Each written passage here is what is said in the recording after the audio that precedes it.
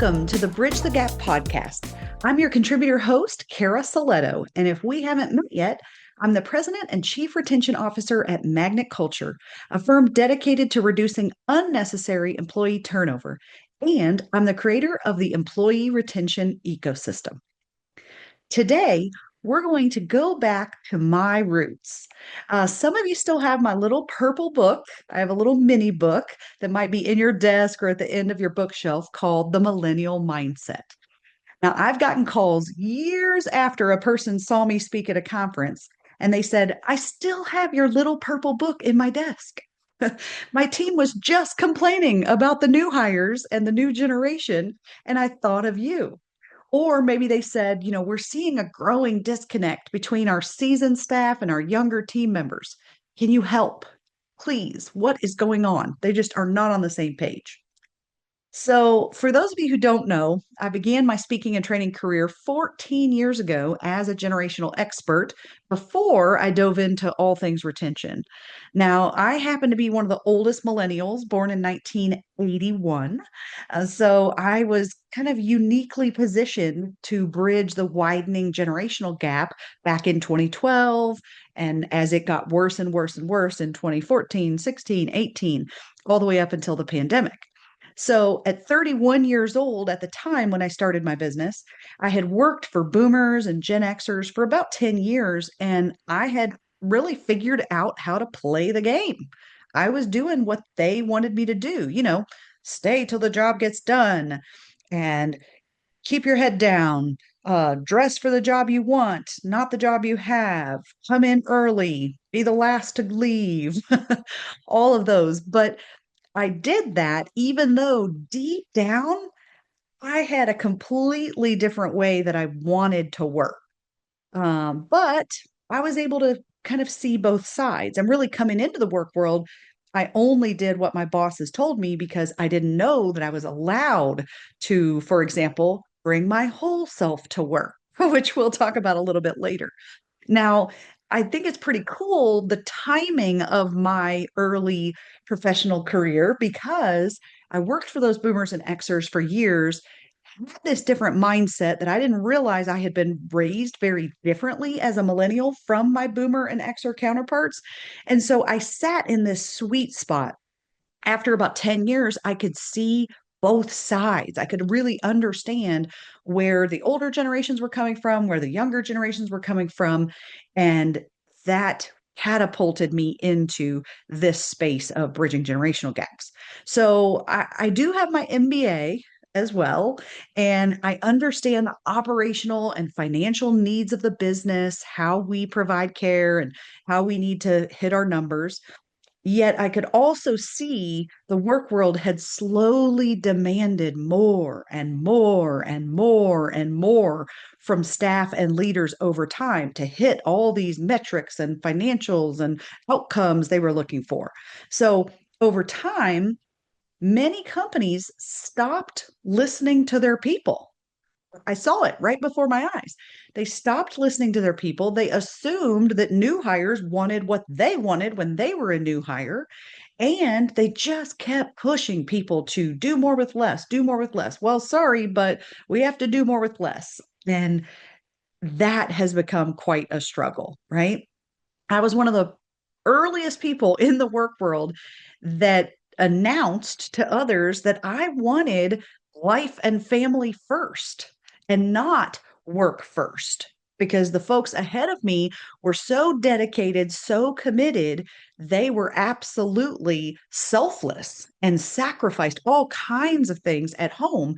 And I remember starting, around age 30 to push back and say, I'm not going to give my 30s and 40s and 50s to these businesses. And for other people who came before me, that looked very selfish.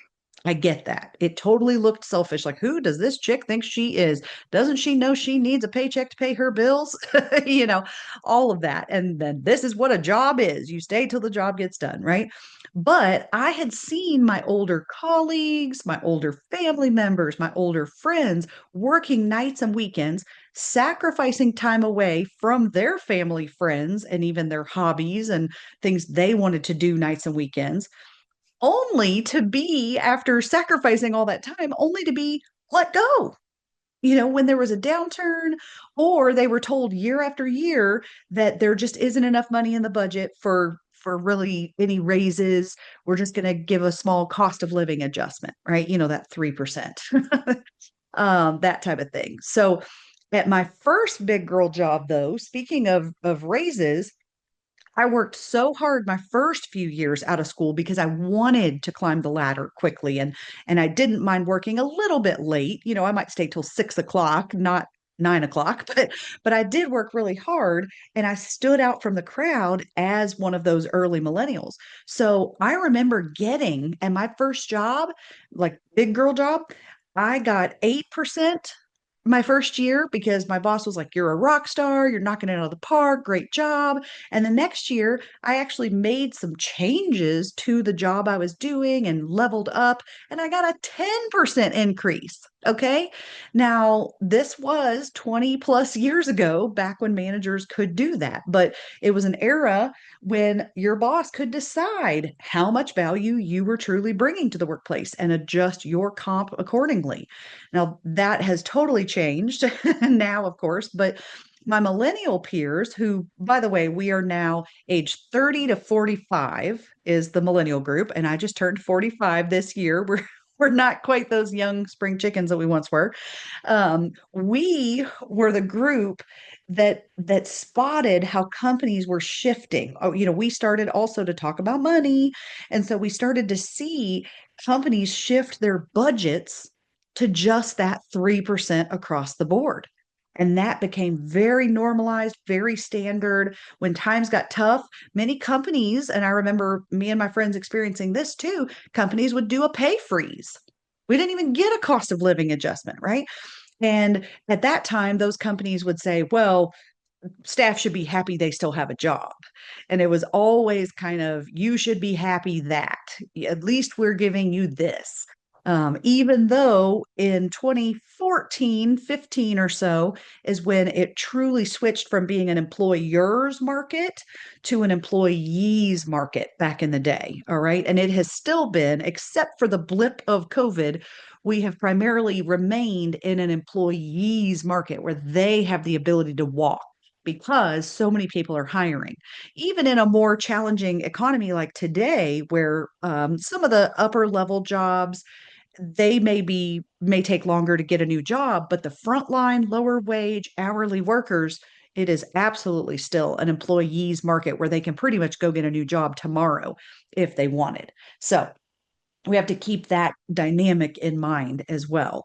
But speaking of pay freezes and layoffs and things, which we don't do a lot of layoffs in senior care, we saw our parents who were in all different industries get laid off during those formative years. So my mom was laid off multiple times, even before I graduated high school and college. And I saw her entire accounting department would get eliminated or moved to a different city because of a merger or acquisition or downsizing, all these different things. So my mom raised me very differently in regards to this employer employee relationship.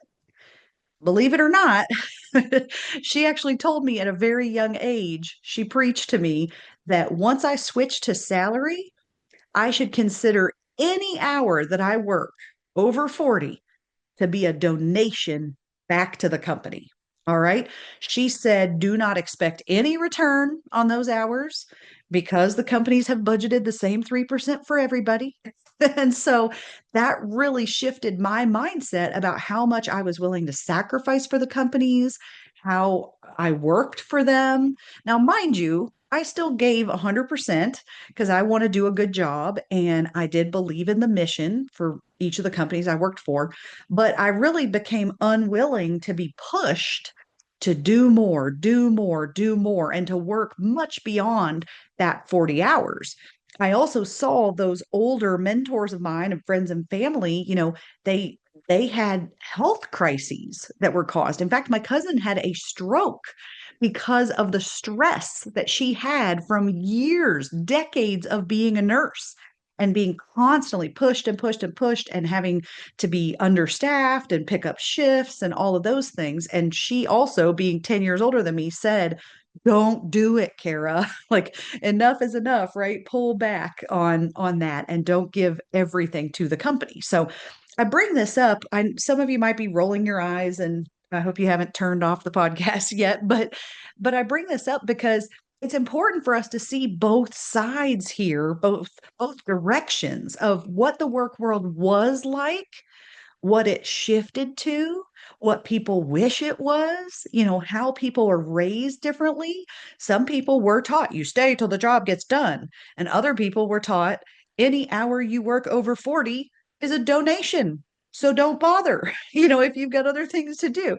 So we need to just reduce that judgment of how other people are showing up and understand what's important to us, and then when you're in a leadership position, what's important to my team and my people? And chances are it's not the same thing as what's important to you or what was important to you when you were their age, because our world has changed, our work world has changed, the economy has changed, all things around us have changed. So we really have to think differently about that.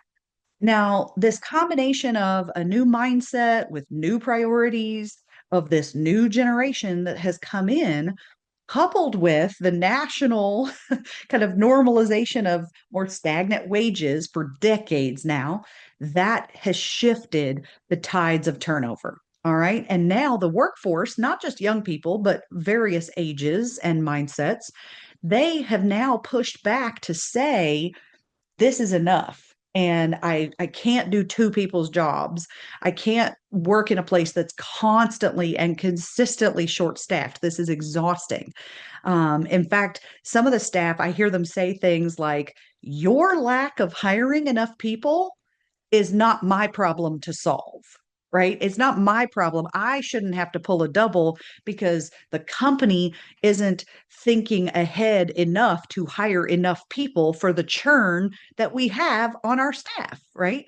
Now, again, it goes back to the balance or the push and pull of the financial side versus the ideal staffing situation with floaters and cushion and wiggle room and all of that. I understand that we have to be fiscally responsible and not overspend in that area. But just understand that the staff are tired of taking the brunt of the issue that plagues our entire industry, our profession of senior care, of being short staffed and having such tough jobs with so many regulations and the lack of proper reimbursement, all of this complexity. They feel, especially our frontline hourly workers, that is not their problem. Okay. So we have to kind of think differently of how do we separate that from a business problem to being our front lines problem, and how do we better support them in that situation.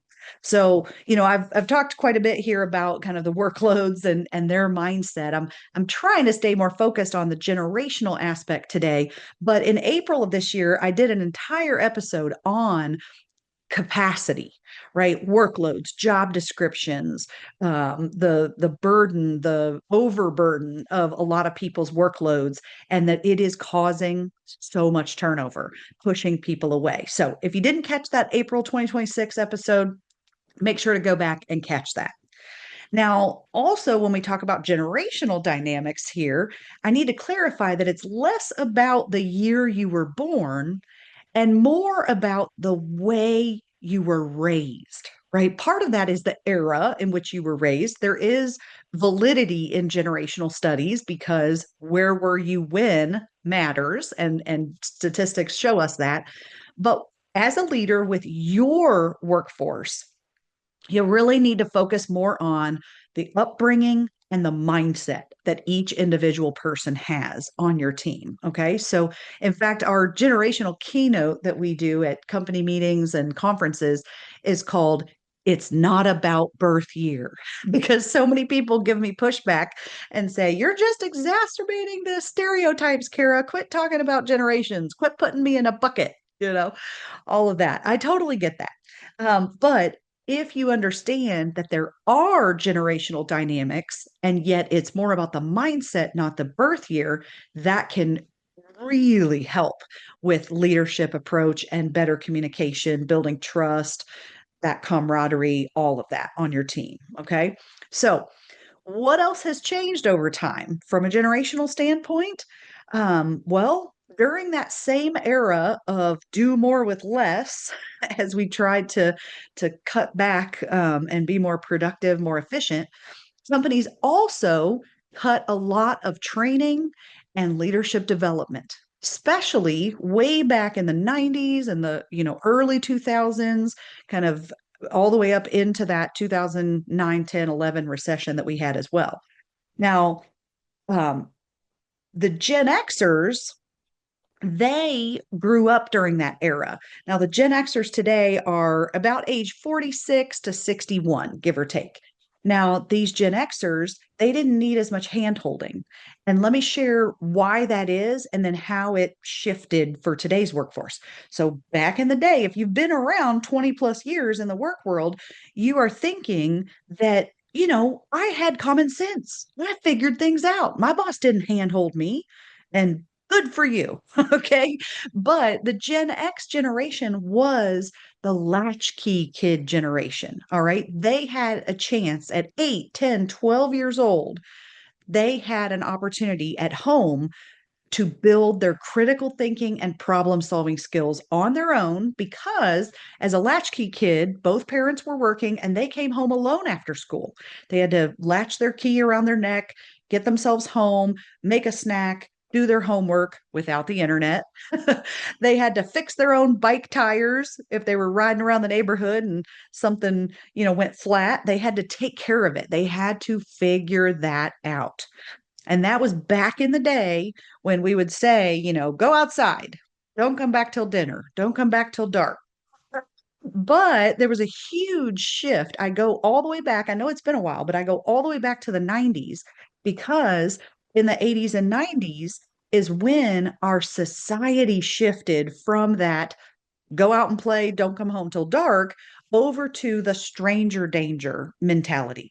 And it was because of, you might have heard me explain this before, that there were shows in the 80s and 90s like America's Most Wanted. These people are still out on the street, and shows like True Crime. So the parents then didn't want to leave their kids. And in fact, by the 1990s, the federal government had stepped in to give funding for after school care so that we didn't have to have as many latchkey kids. And while that was great in some ways and protected a lot of children, it also meant that me and my peers and those younger than me didn't get as much of an opportunity to learn how to figure it out and work through our own problems. Okay. So I still bring this up, even though, we're really focused on Gen Z now, that group under 30 as our newest generation. But I really truly see this chasm, this huge gap between the mindset of boomers and Xers versus millennials and Gen Z.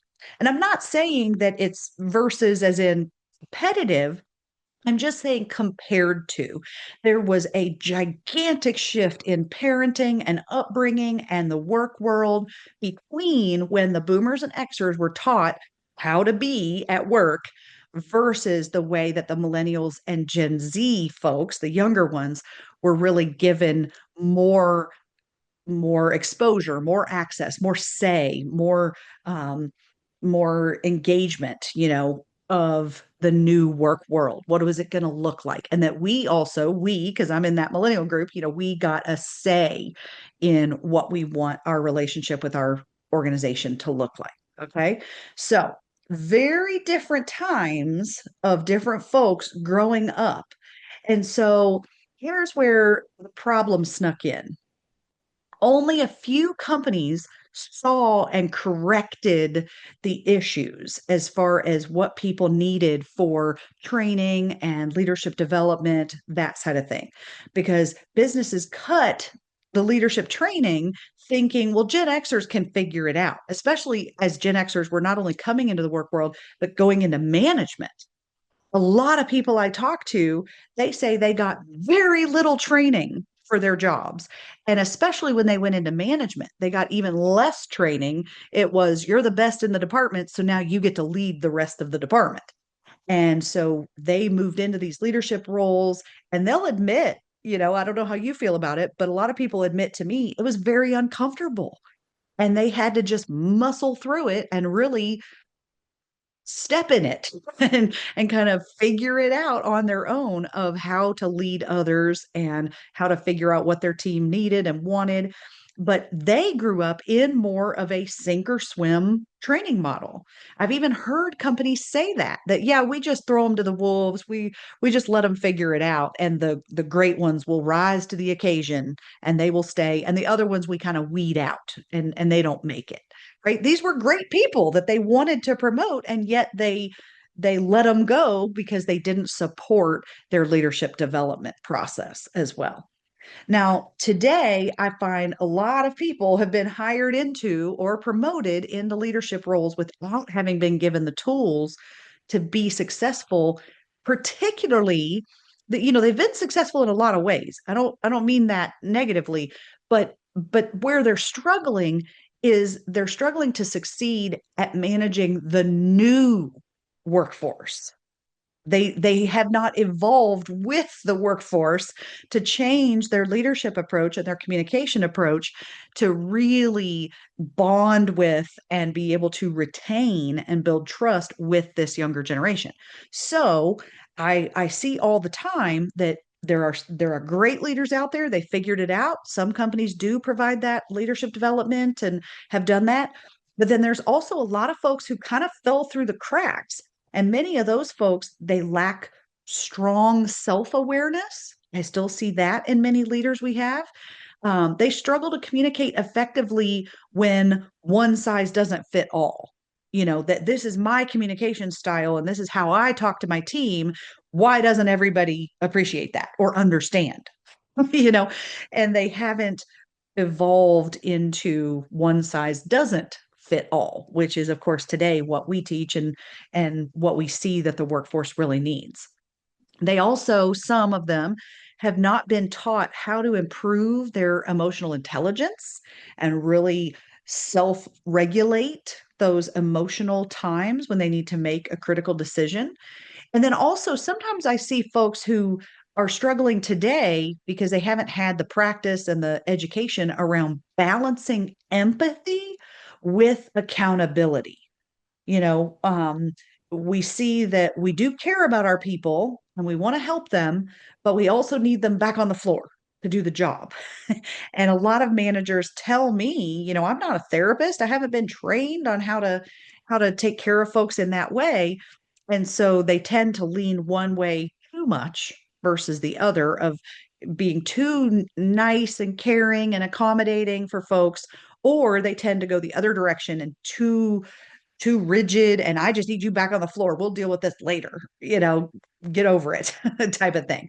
So a lot of managers haven't yet been given those tools to balance empathy with accountability, for example, and to adjust their communication approach. That is so critical when leading today's new workforce. In fact, we created a course this past year called Coach with Care about that balance because managers kept telling us we're just not sure how to do that. And so we hired a therapist and kind of partnered with her to figure out what therapist tips and tricks and tools could we give to managers so they could be better coaches for their team and coach them through a difficult time with both empathy and accountability. So that's been really cool to watch. Speaking of empathy, that's going to take me down another generational road today. So when I was younger, we were taught to leave your personal drama at the door. When I first started my big girl job is early 2000s, and that mentality has definitely shifted over time. Again, it's kind of an older generations versus younger generations. How were you raised? But early in my career, I remember seeing people silently suffer right? You know what I mean? They were silently suffering through health problems that they didn't want to tell their boss about. They were going through a divorce, didn't want anybody at work to know about it. They had other personal challenges, and they did not tell a soul because they were taught, well, that's not your boss's problem. You need to just focus at work, get back to work and deal with that at night, right? But this pendulum has swung so far the other direction. Okay, so if we were to have a spectrum or a pendulum here that swings from one end to the other, we have leave it at the door, not my problem, suck it up, buttercup. Okay, that's one end. And then we've swung all the way to the other end, which is much more of the bring your whole self to work, and that I should be able to tell my boss anything that's going on, even things that make other people uncomfortable, whether it is like health struggles or divorce or, I told you I'm 45. So now me and a lot of my friends are talking about perimenopause, which makes a lot of people at work cringe because they don't think they should talk about that at work, right? That's again, a lot of women silently suffered through that process without talking to people about how it impacts us with sleep, with emotions, all kinds of different things, right? Physically, mentally, emotionally, all of that stuff. And so now you're seeing not just the young folks coming in and talking about their anxiety, their depression, neurodivergence, different things like that. They're bringing that in, but also even older generations, particularly the millennials as well. But I see some boomers and Xers doing it where they are bringing those issues to work as well and saying, I'm struggling with this, whether it's, mental or physical challenges, personal challenges, all of those different things, right? In fact, at the very far end of this spectrum is even people talking about dun dun dun, the big three. You know what I'm talking about: religion, politics, and money. And so that is very uncomfortable for a lot of people who were raised not to talk about those things, not only at work, but even in personal relationships or with your friends. And now the staff wants to talk about it and they want to share with you how they feel and what they believe and what they stand for, which can certainly cause discomfort if managers are not prepared to handle those conversations and to be able to balance that personal and professional line as well. Right. And while I want my staff and staff everywhere to feel comfortable in their own skin and be able to be who they truly are, right? I would love to see that. I do believe, and some of you will feel a sense of relief here, I do believe that there is still a professional filter that is needed in most workplaces. The problem is everyone has their own opinion about where that filter is. How thick is that filter? What can get through that filter and what shouldn't. So some say keep your personal life and challenges to yourself. They want a real thick filter between the front door and into the workplace. Some say bring your whole self to work. I want you to truly be you, and I'm here for your whole self, right? That would be a very, very thin, if no filter at all. And then some people say, we support you, yet we need you to maintain a level of professionalism expected here. So, a simple example is don't go dropping F bombs in the hallway, right? It's fine if you say those words in your personal life, if that's, you so choose to do so. Please don't bring that language into the work world because it is deemed unprofessional. And as long as we are communicating that expectation very clearly, I think that's very appropriate. So we can decide as an organization and even as individual leaders, where do we want that line to be? What level of filter do we need to have on our teams and in our organization as well? And once we decide that level of filtering, then we have to define what professionalism looks like, which is very subjective. It is your opinion what is professional or is not. And we have to clearly communicate those expectations. And we also still need to show staff that we do still care about them as people. So just keep in mind, if you are the type of leader or organization that chooses to have a much thicker filter and expects people to act a certain way and work a certain way and show up a certain way, then you may have to work even harder to show that you truly do care about people, about them, their self, right? Their lives, what's important to them as well. So let's dive into that for a moment about really caring for our people.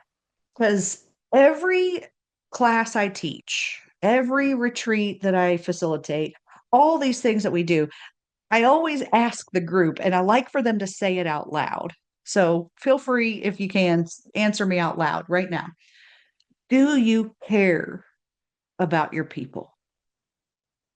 Do you care, really care about your people? Because I think the answer is yes. And I like to hear people say yes out loud. Yes, yes, I do, Kara.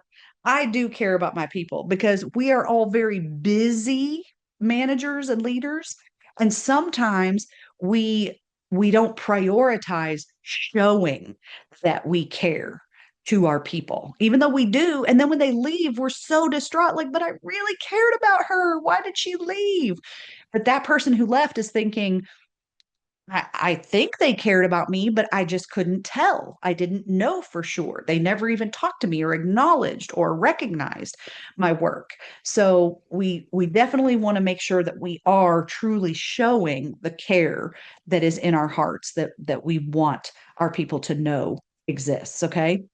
So another generational swing in this space that we're sitting in right now has been around the increased awareness, understanding, acceptance, and even accommodations to some extent regarding mental health challenges, right? Over the last 10 years and especially the last 5 years post pandemic, right? I have seen with my own eyes a shift in our entire work world where more people now are talking about and addressing mental health challenges in the workplace with their boss, with their colleagues. Okay. And if you think about it, this was kind of surprising to me when I came to the forefront. Anybody on your team that's under 25 or even 30 years old doesn't know an adult world where you're supposed to hide those things, right? They can't even fathom that you would say, "Oh, don't tell anybody you have anxiety. Don't tell anybody you're struggling with depression. You can keep your neurodivergence to yourself. That's really nobody's business," right?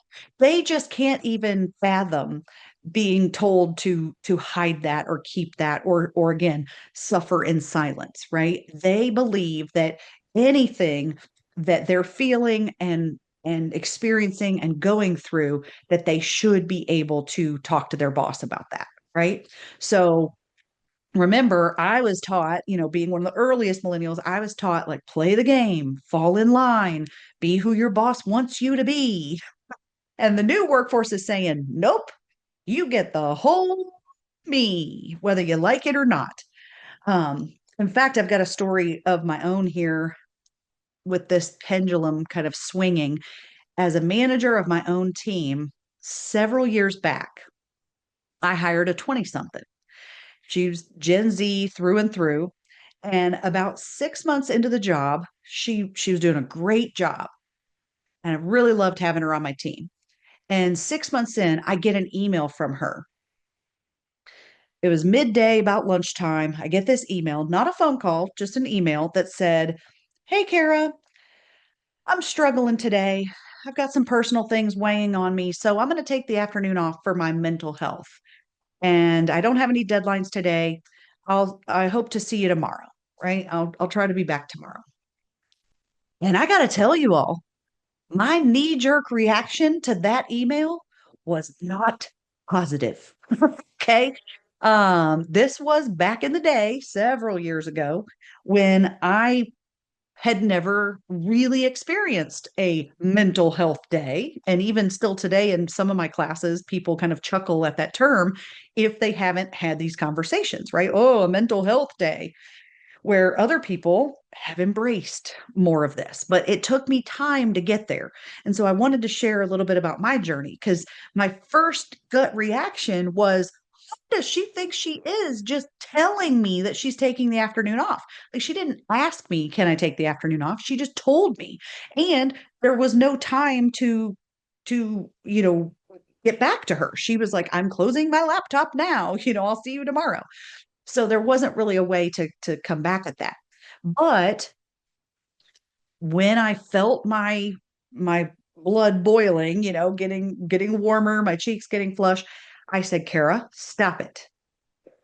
Practice what you preach, try to understand, reduce judgment, and think of the positive here.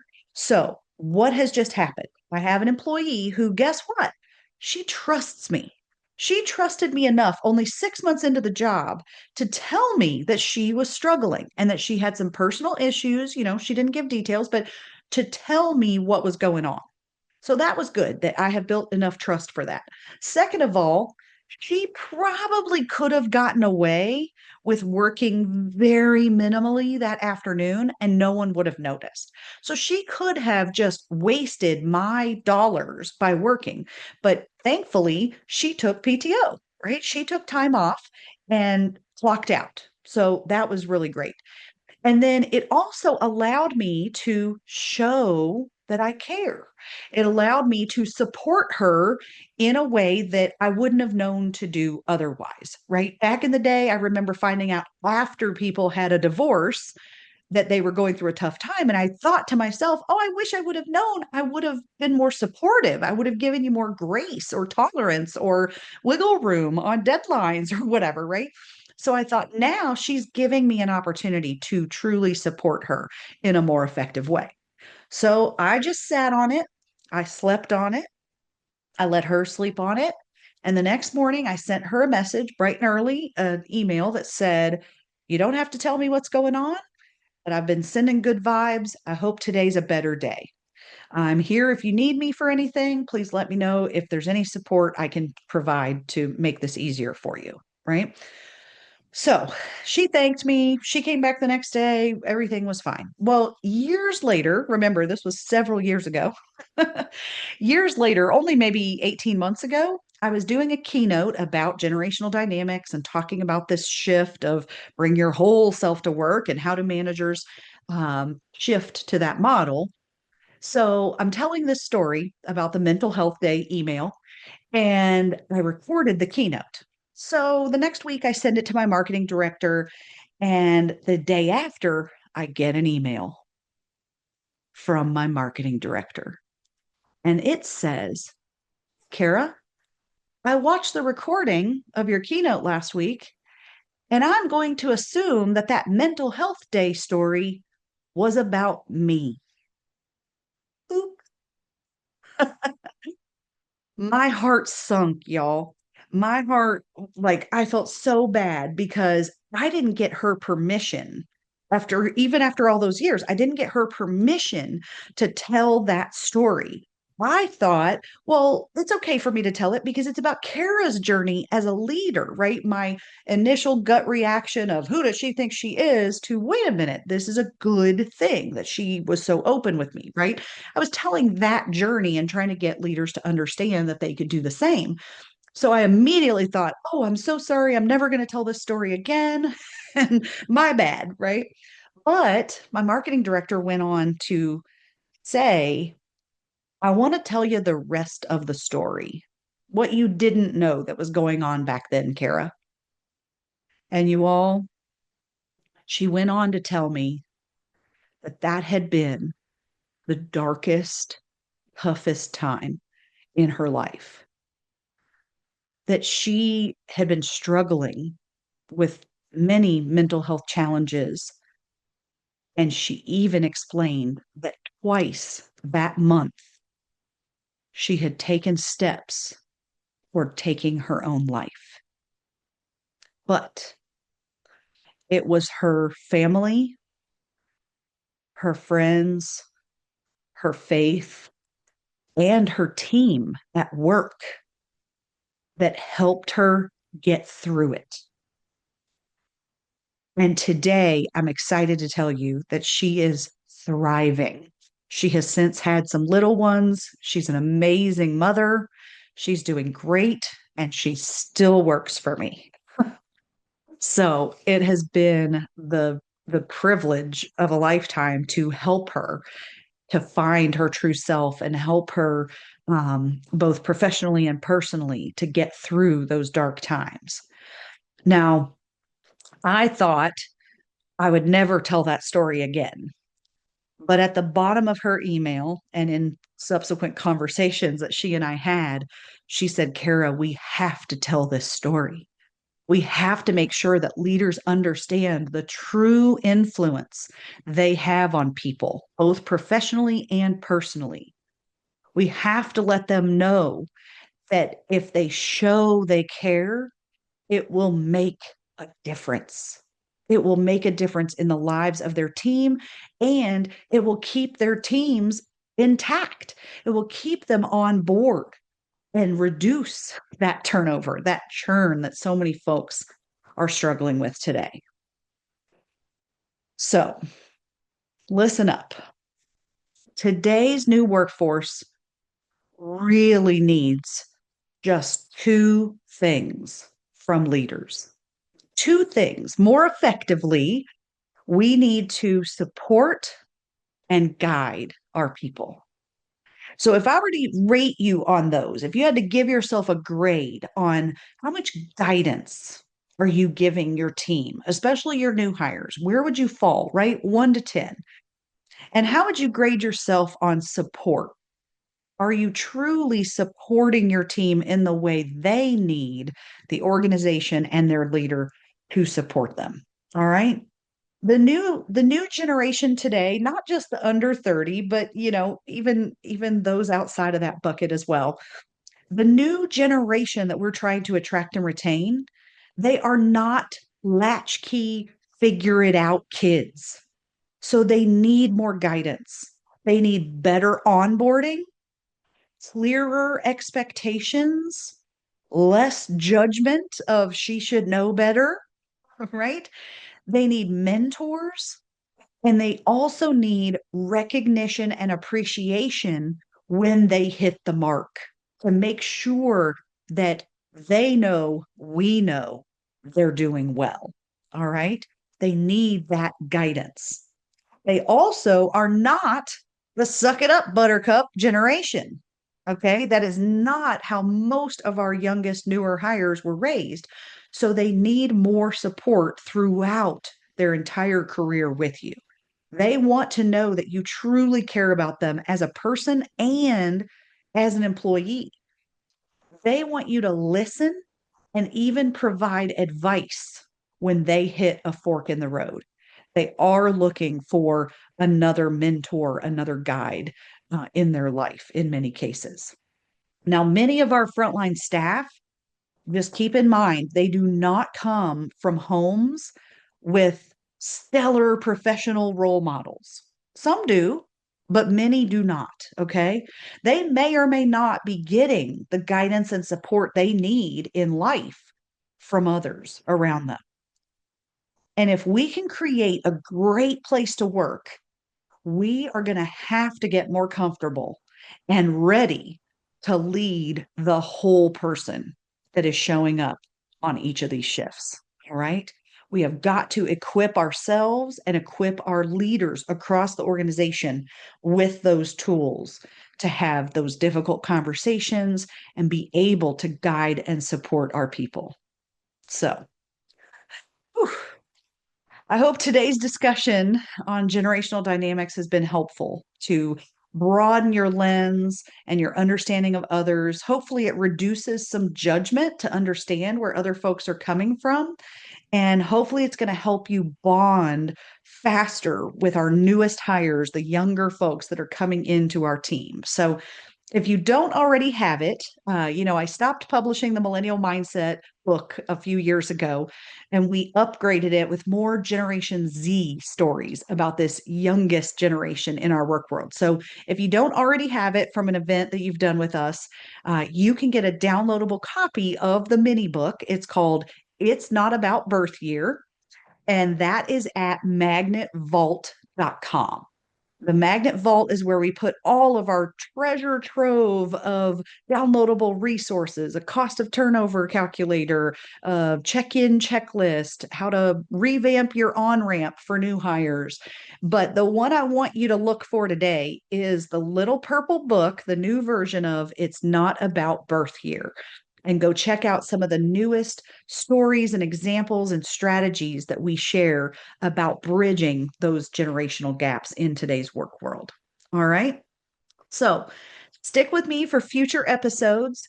Check out the Bridge the Gap page to check out the previous episodes that we've talked about this year, covering all different topics about employee retention and the strategies to reduce employee turnover. Now, if you want to learn more, you can also connect with me on LinkedIn and subscribe to my YouTube page at youtube.com/magnetculture. I'm Cara Silletto, and thanks for listening to this week's Bridge the Gap Contributor Wednesday.